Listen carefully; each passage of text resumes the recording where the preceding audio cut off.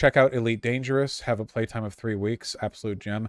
Nah, I don't like forever games. The more I tried out Hunt Showdown the other day, and I immediately didn't like it. I don't like forever games. I like a game to have an ending. Even if that ending is a roguelite and it's like getting all the achievements or whatever, I like that, you know. I don't like the idea like here's a big sandbox or like here's a collection of multiplayer arenas, just play however you want or whatever. I don't like that because I feel like you can sink so much into it. You can lose so much time to it. Says the War Thunder player. I stopped. No, but I played it years ago and I feel that way now about the time that I spent because like it's a fake progression. Here's the thing. Here's the thing that bothers me about those games, okay? If you're playing a game like War Thunder, you never have a satisfying conclusion and then set the game down on good terms. You stop playing War Thunder when you stop playing War Thunder. Eventually you get tired or bored or frustrated and you set it down and never pick it up again. The ability to finish a game satisfied cannot be done with those games. It can't. Because there is no ending. The satisfaction, you know, it might be there, but you will always end because you've lost interest. Nothing can really top the feeling of finishing something. I firmly believe this. The Dark Souls games, I mean, like beating Gwyn or beating Nassandra or beating a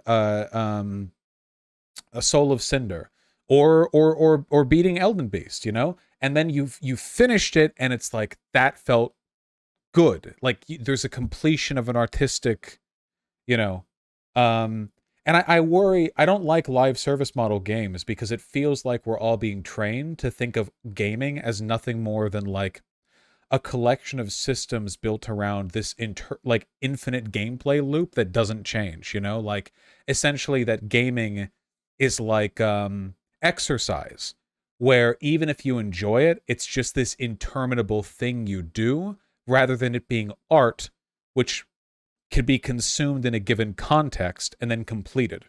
Not to mention all the other stuff with live service models that are a problem.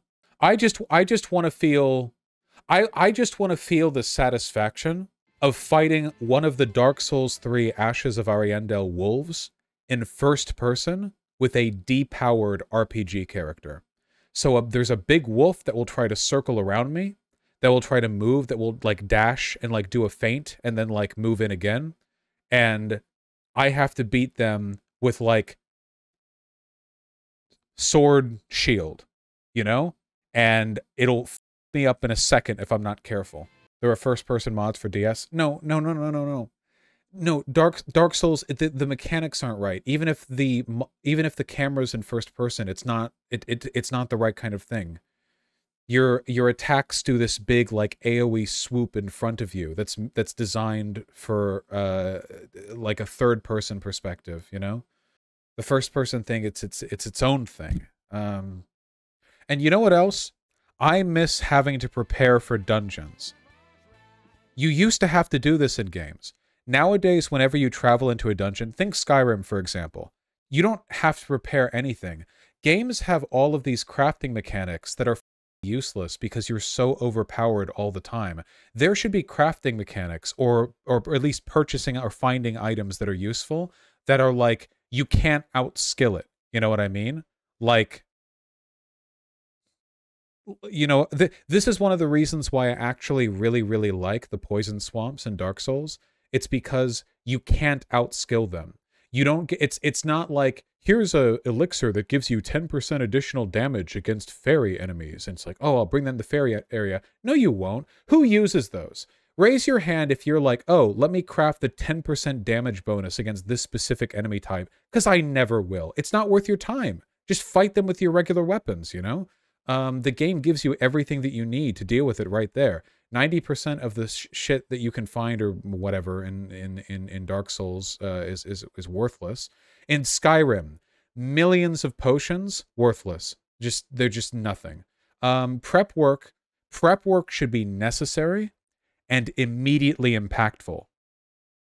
You know what I mean? Like, prep work should be important and it should feel satisfying. You know what I mean? This sounds like The Witcher 3? No, a ton of this... all of Monster Hunter? Okay, you know how in Hunt Showdown, when you make your character, you have a limited number of inventory slots, and you have to make hard decisions about what to bring. You can bring bombs or healing items. You can bring traps or like a health kit. You can bring a knife, which lets you really quietly kill the zombies, or you can bring like the extra bada boom shotgun that will let you like insta kill any player you see. You know, but the point is that it's a difficult choice, right? Like it has to be a difficult. Let me put it this way. In some games, combat is depletatory, and in other games, it's beneficial.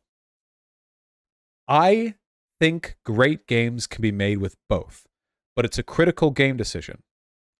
In a depletatory system, fighting against enemies weakens you. No matter how well you play, you're going to lose ammo, health. The Resident Evil games are a great example of this, of depletatory combat. When you're fighting zombies in like Resident Evil 2 Remake, like even if you need to, you're losing resources, which makes it tense. In Pathologic, everything is depletatory. A lot of RPGs like to make combat depletatory because that's how you make items worthwhile, right? That's how you balance the stats. In a game like God of War, combat is beneficial because all you can get from it is health and EXP, right? Like in God of War, you can just mow your way through a billion enemies, and at the end of it, you're stronger than you were before. In an RPG, in Pathologic, you can kill 9 guys, and at the end of it, you're like, I am out of health and ammo. I am frightened. Like you can in some games you can win but still lose. I like this feeling for RPGs as long as it's balanced properly. One of the problems that I have with RPGs is that oftentimes the combat is easy enough that you're never incentivized to use craftable items. I really like how in Pathologic or in some other crafting games, like if you have 2 Molotovs in your inventory, you want to use those. Yeah, like the Stalker games, they do it as well. They have RPG elements, or at the very least, like a very dedicated like inventory management. You want to use those. You know what I mean about the difference between a game where you can just like look in your inventory and you're like, oh, I have like 87 grenades, right? And then in another game, you can be like, yes, I just found another grenade. Holy shit, thank God. I don't have to use bullets to kill the next 3 enemies or whatever. Does that make sense? Like, some games make you care more. Generally speaking, the more a game makes me care about its mechanics, the better I feel about it because it means I'm engaged, right? And I think one of the ways that you can do this is by having a realistic economy, right? So killing an enemy like a dire wolf or a skeleton or something, that shouldn't give you anything to like sell for money, right?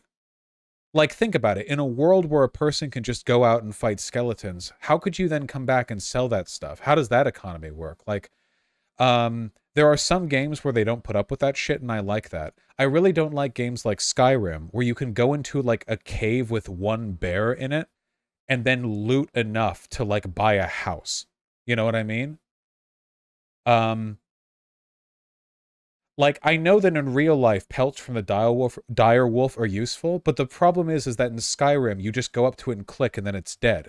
There's not a sufficient challenge or threat to you to attain what other people would spend their lives trying to accrue the wealth worth of, right? You know, so, like, I had millions of gold in Skyrim and bought everything, but at that point, like, is the gold even worthwhile? Is it even fun to have gold? I never felt fun being wealthy in Skyrim.